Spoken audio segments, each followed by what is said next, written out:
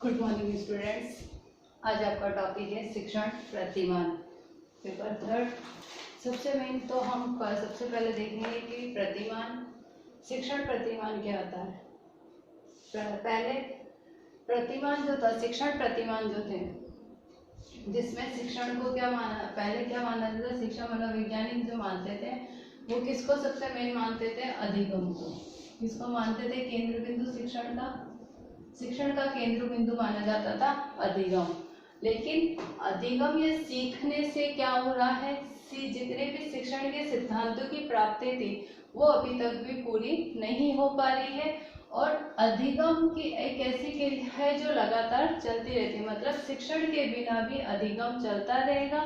तो इसलिए अब शिक्षा मनोवैज्ञानिक शिक्षण अधिगम को इसका केंद्र बिंदु नहीं, इसका सहायक मानते हैं। और शिक्षण प्रतिमान मतलब प्रतिमान को सीखने के लिए आवश्यक मानते हैं कि प्रतिमान के माध्यम से किसी भी छात्र को हम किसी भी विषय वस्तु का बहुत अच्छे से ज्ञान दे सकते हैं। तो शिक्षण प्रतिमान, अब शिक्षा मनोवैज्ञानिक शिक्षा में शिक्षण प्रतिमान को किसका अधिगम सहायक होता है, और शिक्षण प्रतिमान के माध्यम से हम बालक को ज़्यादा से ज़्यादा अच्छे से अच्छा शिक्षण प्राप्त करा सकते हैं। तो सबसे पहले समझ में होगा हमें कि प्रतिमान क्या होता है। प्रतिमान शब्द का अर्थ होता है मॉडल इंग्लिश में, हिंदी में इसको कहते हैं प्रतिरूप। मॉडल का अर्थ होता है प्रतिरूप, नकली व छोटा रूप। मतलब किसी भी वस्तु का नकली या छोटा रूप प्रस्तुत जो किया जाता है वो प्रतिमान कहलाता है। ताजमहल है, ताजमहल हमने जाके अगर देखेंगे तो ताजमहल दिखेगा, लेकिन अगर हमें क्लास में कक्ष में या छात्रों को सिर्फ हमें ताजमहल की जानकारी देनी है, हम मार्केट से एक छोटा सा उसका प्रतिरूप खरीद के लेकर आएंगे और हम बालकों को उसकी सारी जानकारी दे देंगे। उसमें भी सारी चीजें होती है, जैसे का जैसा प्रतिरूप, जैसा का जैसा चित्र अगर हमें दिख रहा है वैसा का वैसे ही वो चीज वहाँ पर मौजूद भी होती है। तो जो छोटी वस्तु या उसका चित्र या उसका जो प्रतिरूप होता है वो क्या कहलाता है, प्रतिमान कहलाता है। प्रतिमान का शिक्षण में या शिक्षा में प्रयोग करके कोई भी अध्यापक अपने शिक्षण को तो प्रभावशाली बना ही सकता है, छात्र में स्थायी ज्ञान भी दे सकता है। मतलब छात्र को स्थायी ज्ञान प्राप्त करा सकता है, क्योंकि किसी चित्र या हम प्रतिरूपों के माध्यम से जब हम किसी विषय वस्तु को समझाते हैं तो वो विषय वस्तु बालकों को ज़्यादा अच्छे से समझ में आती है। हम ये कहेंगे, जब हम कभी भी कोई एक चित्र या कुछ वस्तुएं लेकर कक्षा में गए, बालकों का उत्सुकता उसके साथ में ही बढ़ जाती है कि आज हमें क्या पढ़ाया जाएगा, इन वस्तुओं से हमें कौन सी चीज़ें कराई जाएगी या किस चीज़ का ज्ञान दिया जाएगा। वो उसको बहुत ही ध्यान से इंटरेस्ट से देखते हैं। एक हम जाते हैं, रोज किताब हमने उठाई या हमने कविता पढ़ाई या हमने सिर्फ बोलकर पढ़ा रहे हैं या ब्लैक बोर्ड का यूज करके पढ़ा रहे हैं, छात्र इतनी रुचि नहीं लेंगे। लेकिन जब हम वस्तु लेकर जाएंगे, वहाँ पर हम किसी चीज के माध्यम से उसको समझा के उन वस्तु के माध्यम से ज्ञान करा रहे हैं, तो बालक उसमें ज्यादा से ज्यादा उसमें इंटरेस्ट लेगा। शिक्षण प्रतिमान की परिभाषा क्या होती है। शिक्षण प्रतिमान से अभिप्राय विशिष्ट अनुदेशनात्मक लक्ष्यों की प्राप्ति के लिए निर्मित उपचारात्मक शिक्षण व्यूह रचनाओं से है। मतलब विशिष्ट अनुदेशनात्मक लक्ष्यों की प्राप्ति किसके माध्यम से की जा सकती है, प्रतिमान के माध्यम से। कि हमें कोई एक ऐसी चीज बालक को सिखानी है, छात्रों को सिखानी है, समझानी है, तो हम क्या कर सकते हैं, प्रतिमान का प्रयोग कर सकते हैं। तो प्रतिमान का प्रयोग करके लक्ष्य की प्राप्ति आराम से की जा सकती है। और जो उपचारात्मक शिक्षण होता है कि हम किसी चीज का उपाय बताते हैं, तो उपचारात्मक शिक्षण की व्यूह रचना के आधार पर हम शिक्षण प्रतिमान का प्रयोग कर सकते हैं, उसे शिक्षण प्रतिमान कहते हैं। मतलब शिक्षण में या शिक्षा प्रक्रिया में किसी भी वस्तु या छोटी छोटी वस्तुओं का प्रयोग करके जो ज्ञान दिया जाता है उस ज्ञान को स्थायी रूप प्रदान किया जाता है, छात्रों में स्थायी रूप से संचित करने की कोशिश की जाती है, जिसे हम शिक्षण प्रतिमान कहते हैं। अब इसकी विशेषताएं क्या होती हैं? पहली होती है छात्रों की रुचि का विकास। शिक्षण प्रतिमान छात्रों की रुचि का विकास करता है। जैसे मैंने अभी कहा था कि हम किसी भी वस्तु का अपने शिक्षण में जब प्रयोग कर रहे हैं, शिक्षा प्रक्रिया में उसका उपयोग किया जा रहा है, छात्र बहुत ही उत्सुकता से, इंटरेस्ट से उसको देखता है और उसकी रुचि उसमें उतनी ही बढ़ती है।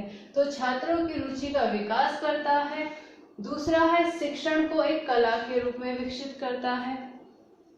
शिक्षण है शिक्षा, जब एक अध्यापक किसी भी शिक्षण को करा रहा है, शिक्षा प्रक्रिया को करा रहा है, तो क्या हो रहा है? चित्रों के माध्यम से, कोई डायग्राम थ्रो करके समझा रहा है, कोई वस्तुएं ले गया उनको जोड़कर उससे ज्ञान करा रहा है, कोई हमने मॉडल बना लिया और उससे हम उस चीज को, सपोज मान लो जैसे हम जल चक्र पढ़ा रहे हैं, हमने जल चक्र का एक मॉडल बनाया, कुछ डब्बे रखे, नली डाली और कुछ रुई से हमने बादल बनाए और इस तरीके से हमने क्या करा, एक जल चक्र का मॉडल तैयार करा। तो जब हम वो मॉडल तैयार कर रहे हैं तो वो किसका रूप है? वो किस में आएगा? कला में। कि जब कला में वो होएगा तो हम किसी भी उस वस्तु का मॉडल तैयार कर सकते हैं। और शिक्षण को एक कला का रूप देता है कि जब हमने मॉडल तैयार कर लिया और बालकों को भी हम उस मॉडल को किस तरीके से तैयार किया जा सकता है, कैसे करना है, बालक भी उसको आगे बनाने की कोशिश करता है, बनाता है। तो शिक्षण को क्या कर रहा है? वो एक कला के रूप में विकसित कर रहा है। कौन करता है? प्रतिमान। फिर है शिक्षण की तीनों अवस्थाओं, नियोजन, क्रियान्वयन और मूल्यांकन को विकसित करता है। शिक्षण प्रतिमान में तीनों अवस्थाएं चलती हैं, योजना, प्रक्रिया एवं मूल्यांकन। किसी भी कार्य की सबसे पहले योजना बनेगी, फिर उसको करा जाएगा, क्रिया होगी और उसके बाद में जो योजना हमने बनाई है और जो क्रिया हमने करी है वो कितनी सही हुई है, कितनी नहीं हुई है, उसकी जानकारी हमें किससे प्राप्त होगी? मूल्यांकन के आधार पर। तो शिक्षण प्रतिमान शिक्षण की तीनों अवस्थाओं में ही विकसित होता है, तीनों ही अवस्थाओं का विकास करता है। फिर है शिक्षक के व्यक्तित्व की गुणात्मक उन्नति। जब एक शिक्षक अपने शिक्षण में किसी कला का प्रयोग करेगा, जितनी ज्यादा से ज्यादा कला का प्रयोग करेगा, उसके व्यक्तित्व की गुणात्मक वृद्धि उतनी ही ज्यादा होगी, उसका शिक्षण भी उतना ही प्रभावशाली होगा। अभ्यास, ध्यान एवं चिंतन द्वारा विकसित। शिक्षण प्रतिमान के द्वारा अभ्यास हम बार बार करा सकते हैं। ध्यान से बच्चा देखेगा, जब रुचि लेगा तो ध्यान भी देगा। और चिंतन के द्वारा किसी भी उसको बनाने के लिए वो चिंतन करेगा कि उस चीज को हम किस आधार पर, किन किन वस्तुओं का प्रयोग करके हम बना सकते हैं। तो अभ्यास, ध्यान व चिंतन द्वारा विकसित होता है। शिक्षण प्रक्रिया में अभ्यास, ध्यान व चिंतन को विकसित करता है। शिक्षण प्रतिमान मनोवैज्ञानिक स्वरूप है। शिक्षण प्रतिमान मनोवैज्ञानिक स्वरूप इसलिए कहा गया है क्योंकि कहीं ना कहीं ये जुड़ा हुआ तो किससे है? इसी अधिगम से ही जुड़ा हुआ है। शिक्षा मनोविज्ञान में ही शिक्षण प्रतिमान आता है।